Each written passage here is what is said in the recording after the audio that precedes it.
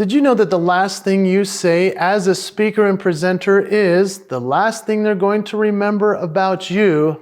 And so you want to make it count. My name is Jason Hewlett. I'm a Hall of Fame speaker. I've been doing this for almost 25 years as a career on stages around the world. The question today is how to end your presentation. I'm excited to share with you some of my best tips and tricks. Here we go.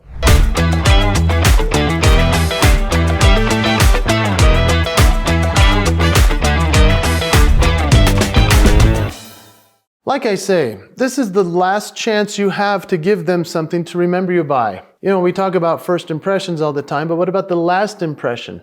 This is the last thing they're going to see you do. So make it memorable, something that they're going to go, oh, I want to see her speak again. That guy was amazing. And so as you decide for yourself what it is, we're going to talk about how you can have some cool ideas and tricks for doing this into the future. You may know that I do a lot of funny things. I've done music, comedy, I tell stories, I try to make things emotional as well. But a lot of people think I should end with a funny bit. That's interesting. What I found, however, is that people like to laugh, laugh, laugh, laugh, and then I like to end on an emotional high. And so instead of just making them laugh all the way through the end, which sometimes can get the standing ovation, instead I like to make them laugh, laugh, laugh, laugh into a frenzy and then bring the emotion. I'll do this through a powerful song or through a poem, maybe something that is a thought and or a way to tie it into their event and somebody who was just honored earlier. Those types of things well people up. It's fascinating to watch where they're laughing to tears, all of a sudden turning into tears of emotion, inspiration, and motivation. Then they jump to their feet, standing ovation, and are standing off to the side to get my card when I come off stage. These are some of the best ways to interpret what you're going to present. It's almost like a dance, and it's a beautiful thing when you get it right. So let's set the stage for a powerful ending. There are plenty of ways to do this, and there's some things like callbacks you can do. Also, you can create anticipation. And so one of the best ways I like to do this is to start the presentation with a powerful example or story. And then instead of closing the story at the beginning, I'm going to leave it open-ended so that the audience is waiting through the whole speech until I'm done. And then I can close with that piece. It's a very nice creation of anticipation through the whole speech. Now, it's not going to be the kind of question that's going to leave them hanging to the point that they'll think, I can't live without this ending. However, they already think I closed the loop at the beginning. For example, this is what I do. I'll say something like, I went to a Billy Joel concert and he played 38 of his 39 top 40 hits and left the stage without playing the Piano Man. And then I roll into my speech. So then I start into how promises are made and broken and how each of us are performers and leaders. It's a nice thing. They actually just think Billy Joel didn't play the Piano Man. What they don't realize is I've created anticipation until the very end of the speech. And at the very end, I go, remember at the very beginning of my speech, I told you that Billy Joel story, and everyone goes, oh yeah. And I go, I repeat what I say. He played 38 of his 39 top 40 hits, and then he left the stage without playing the Piano Man. However, because Billy Joel makes and keeps promises, he then returned to the stage after we stood and cheered and applauded and shouted encore for about 5 minutes. He came back out on the stage and he put the harmonica on. And he laughed and he said, you thought I'd leave without playing the Piano Man, my signature song? And then he goes into it. And that's when I sing the song with the whole audience. What's interesting about that as an anticipation or creating a customized piece that's so interesting in terms of a callback is that I've set the audience up in a few ways. First of all, I let them know that this is going to be something that anybody can do in terms of creating and keeping a promise.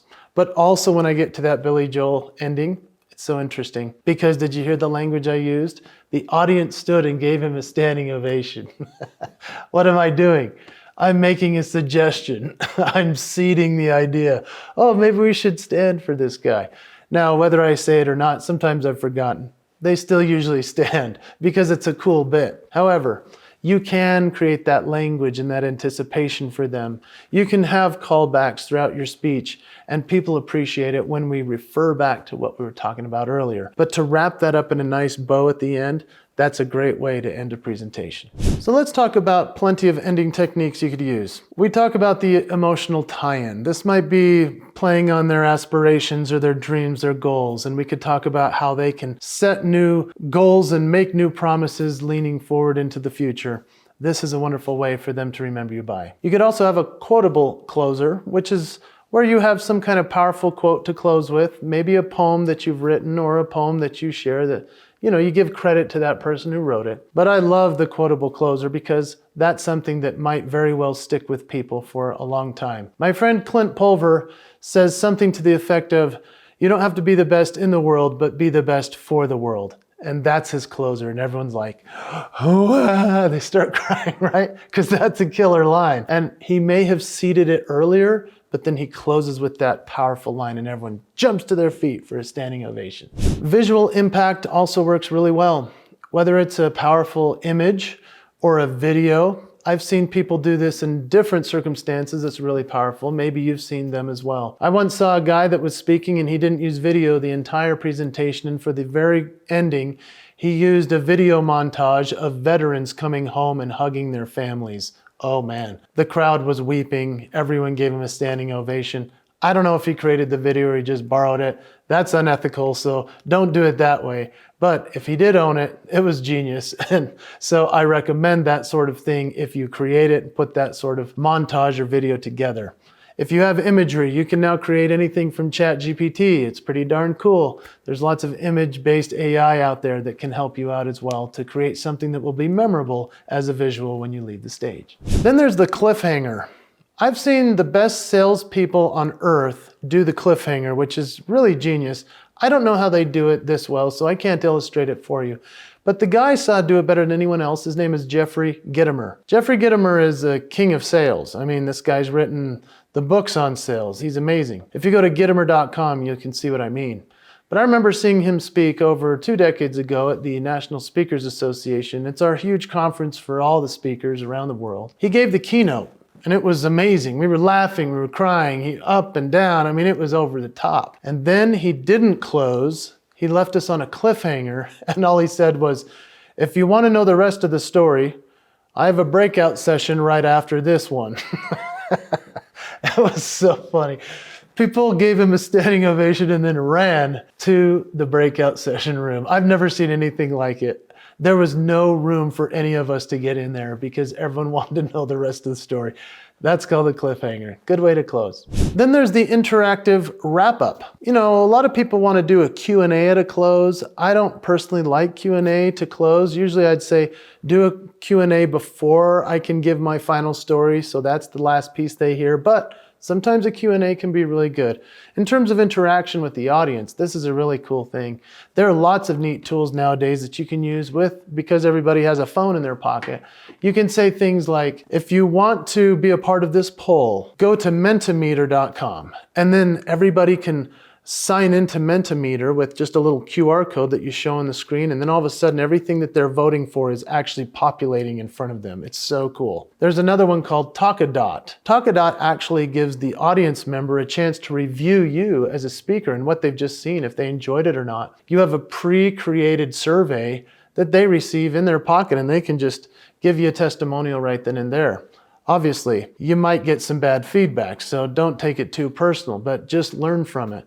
But this is a great way to engage an audience as well as to continue to build your career from there. Then there's the signature sound off. I mean, there are TV show hosts that have done this for years, They'd say, good evening, good morning, and good night, or whatever they say. I mean, it's kind of funny how people have different sound offs. I remember Bob Barker on The Price is Right. He used to say, remember to have your pet spayed and neutered. Like, that was his thing. That was so important to him. He said it after every broadcast. I like to talk about the promise pledge or proclamation. And so I would encourage you as a speaker to even consider having the audience do a pledge of some kind. Now, I have friends that do this in a funny way. My friend Tim Gard, he actually does one where he makes everyone stand and put their hands up like they're Cub Scouts or something and say, I promise to be funny in all my interactions. And then he makes fun of everybody repeating his words. It's great. But imagine having a pledge or a proclamation that everybody could make, even in their hearts, or something that you could say all together. I promise to spread joy. I promise to spread joy. I promise that we can all laugh. I promise we can all laugh. I promise not to repeat what other people say. You know, that kind of thing. I think that's an old Steve Martin bit. But when you think about the promise pledge or the proclamation, I hope that you'll consider for yourself that you could create anything like that you want as a great way to close. Some people I've seen utilize the silent finale, which really, they just have given a great story or a really funny presentation, and then as they close, they just go, thank you. Now that seems way simple, but that can be a hard thing to do. What I'd recommend though, if you do close like that, is to stand there and own that space. Unfortunately, a lot of people when they close, they just say, that's it, and then they walk off. No, say thank you, and then stand, and bow if they're clapping. And put your head down a little bit. You don't have to go all the way down. But acknowledge that they're clapping. Say thank you. You can put your hand over your heart like, oh, that means a lot. Thank you. There's the music closer, which is one that I prefer because it's so fun to leave people on a high with music. I'll close with any kind of song like The Piano Man by Billy Joel, What a Wonderful World by Louis Armstrong, and I think to myself, what a wonderful world. And everybody goes, oh, I love that song. Or we might just close with some fun dance music, and I make sure that everybody is up and dancing. These are some great ideas, and you have opportunities to do those if you want to try out some music. It's fun. A final piece I'll share about how you can actually anticipate the audience's reaction for you and create it for them is close with a cue or a queued up music track. In other words, when I'm done even singing The Piano Man or What a Wonderful World or telling sharing a poem and a story, I always have a music cue that comes on and goes, and there's a voiceover that says, ladies and gentlemen, Jason Hewlett, and the music comes on, and everybody's like, yeah, they know it's over, and then they're clapping, and I'm clapping along with them as they give me a standing ovation. It's a nice way to let them know that yes, it's absolutely over. And yes, the energy is brought up when the music comes on and they go, oh yeah, here we go. Closing with a cue is very smart, especially if you've taken them to a real heavy place. It'd be nice to bring up some nice music that could say, ladies and gentlemen, and then give your name. Beautiful way to close. I hope these techniques have been helpful for you. I know that as I've practiced and tried out different types of ways to close, there's been an interesting learning curve with all of this. Don't be frustrated. What I want you to do is I want you to actually type into the comments and engage with me, if you will, here on this wonderful video. If you'll just comment what your favorite way to close is. I've just given you 10 different ideas as to how you can. Maybe you close with a story or a song. Maybe you've got some kind of Q&A that you like to do or something else. What's a memorable quote you share? Put it in the comments so that I can see it and I'll respond to it. I appreciate the efforts that you're making, and what I really do recommend the most is that you record everything that you do. Every time you present, try different ways of closing. See which one you like the best, which one the audience appreciates the most. And the next standing ovation you get, I'm excited for you because you figured out how to end your presentation with effectiveness. My best to you on the next one.